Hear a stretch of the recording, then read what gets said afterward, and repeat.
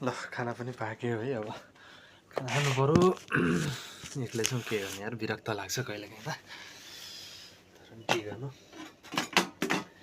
परदेशमा हो है। आइया विरक्त भयो नि, जे भयो नि खल्ली बल्ली। अब खाना पाकिहाल्यो, ल्याम ल्याम हान्ने। आइया के अरे, निर्वाचनको न्युज हेर्दा हेर्दै वाक्क भइसकेको है। नेपालमा त अझै यसको धङधङै मेटेको छैन होला।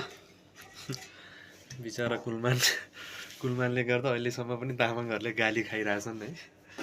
भेडे जडियो दुनियाँ मासु भाते भनेर है। तर यसमा चाहिँ मलाई अलिअलि कुलमान पनि गल्ती छ जस्तो लाग्छ है। हाम्रो बाबुबाजेले भन्नुहुन्थ्यो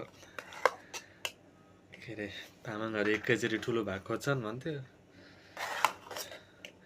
रासपा छोड्नु नहुने थियो कुलमानले है। मेरो विचारमा त्यो लाग्छ है। हुन त आफ्नो सोचाइ हो है।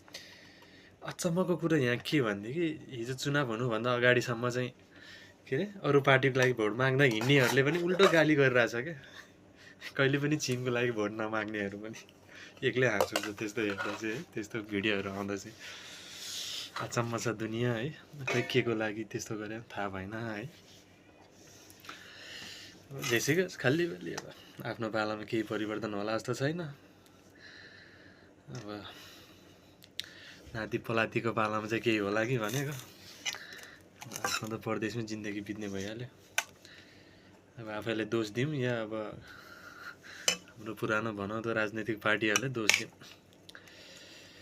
आफैले राम्रो नपढेर अथवा राम्रो स्किल नसिकेर यस्तो भएको हो कि या के हो है।